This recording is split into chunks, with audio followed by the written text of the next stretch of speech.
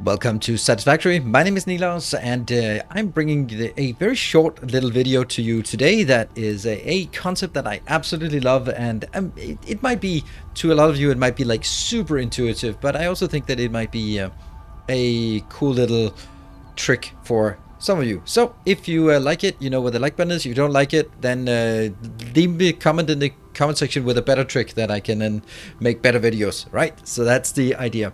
Right, so here's the problem. You have, look at the top right hand corner. We have the objectives to complete phase 3. 2,500 versatile frame, 500 of something gizmo, and another 100 of some other gizmos, and they're all really complicated and they're really annoying, and I am only going to use them once, maybe once more for the next. Well, actually, I'm not going to use these anymore, so I'm not going to build a production line for it. But I like to get these done anyway, so what am I going to do? I can't handcraft them.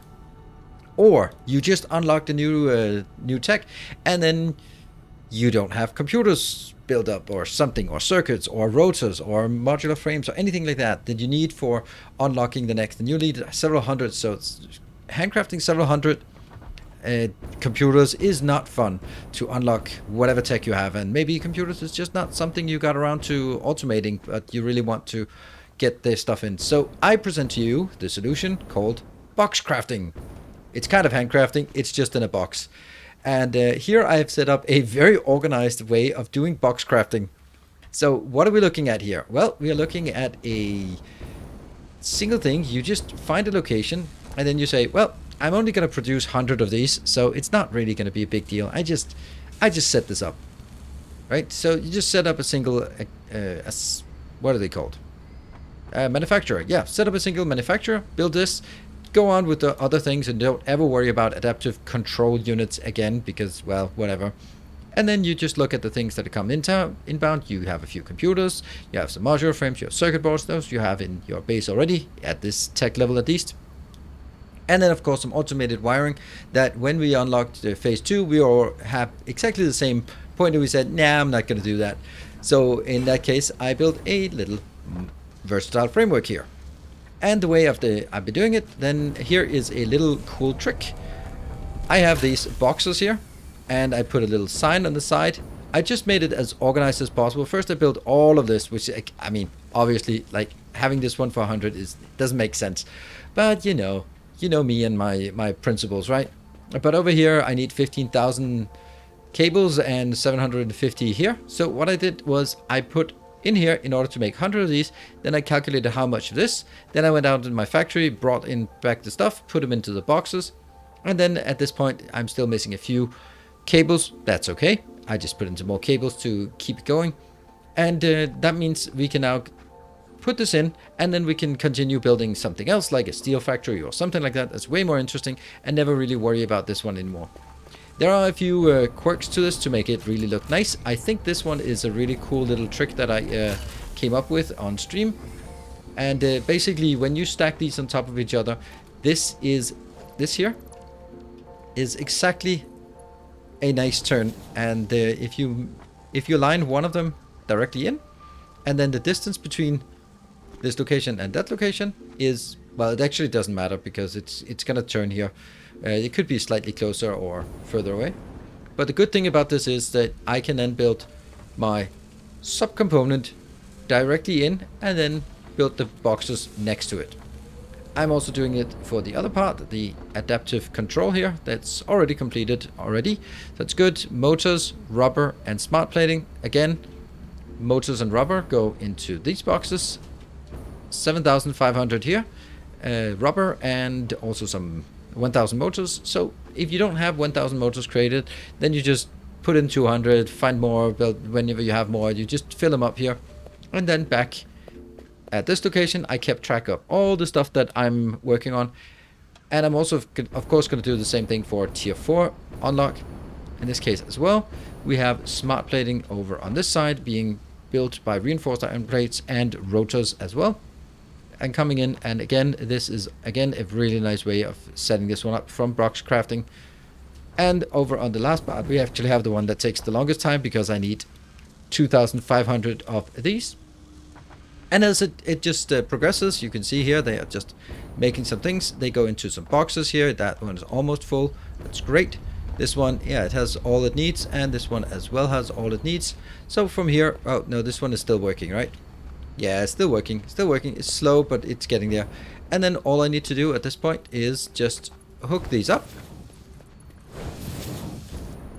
And just watch as it flows in. And I just built a single line back to my main base because, well, it should be okay. Oops, I bumped into something. We'll just go back up here and then follow it. I built a little ladder just in case I should be clumsy. And feed it into this location. And now we can see that things are being fed in. Of course, the ones that are first comes in the quickest. And then I can continue doing other stuff while this one is just happily flowing in here. And once I've unlocked tier 3, I can take this disgusting platform out and use the space for something else. Or I can use it for any other thing that I need to handcraft. So let's fast forward until this one is done. And then we can take a look at sort of the other case where this is relevant. And now everything has flowed all the way in here, and we have everything ready to launch. We're just gonna launch it, and then we can get into the tier 4 where we can see the benefit of this. Man, this is always nice. Always nice to see this one, the cantina, ship off. Goodbye, cantina. It must suck to have a lunch break right now. And off we go. So that unlocks the next tier, and this is exactly where we have the next problem. Yes, excuse all the Christmas decoration. It is unfortunately not possible to disable that. So this is exactly where you have the problem. Maybe you have at this point, for example, you are unable to build some of these things here that you want to use for unlocking. You really want to unlock some of these things, but you just don't have the materials for it yet. Like, one of the things that I would definitely go for is always go for the hover pack first. But if you don't have this, well, in this case, I would just buy that from the store. But this is where, if you, for example, don't have the computers, you just set up and manufacture to computers or a maybe modular frame. Some of the things that you maybe don't have automated at this point.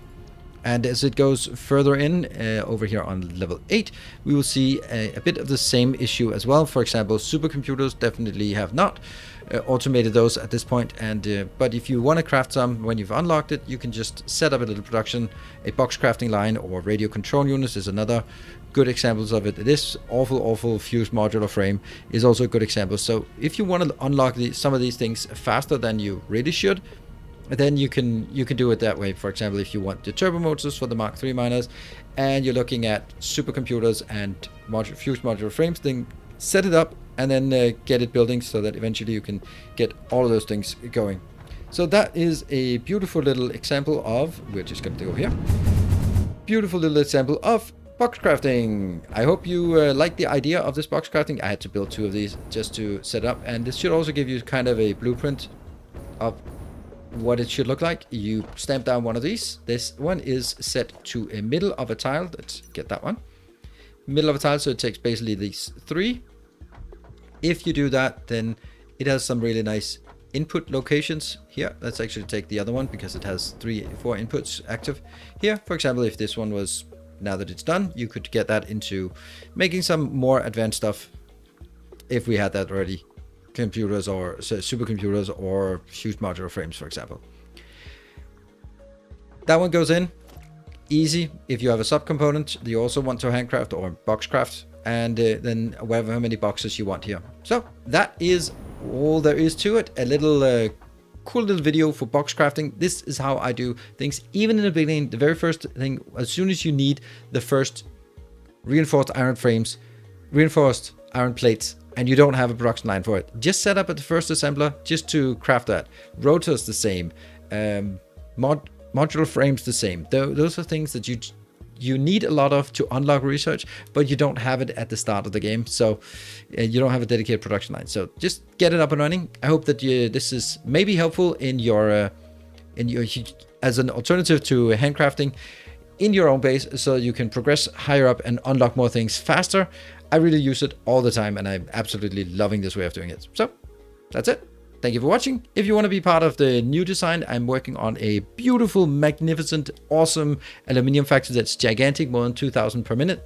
And I'm still working on it, so if you want to see that, then come on over to Twitch. I'm streaming Satisfactory on Tuesday, Thursdays, and Sundays at 8 p.m. Central European Time over on Twitch TV/Nilaus. And I hope to see you there, or maybe here when that build is ready and it comes over here as a showcase. So thank you for watching. Until next time, take care, and as always, stay effective.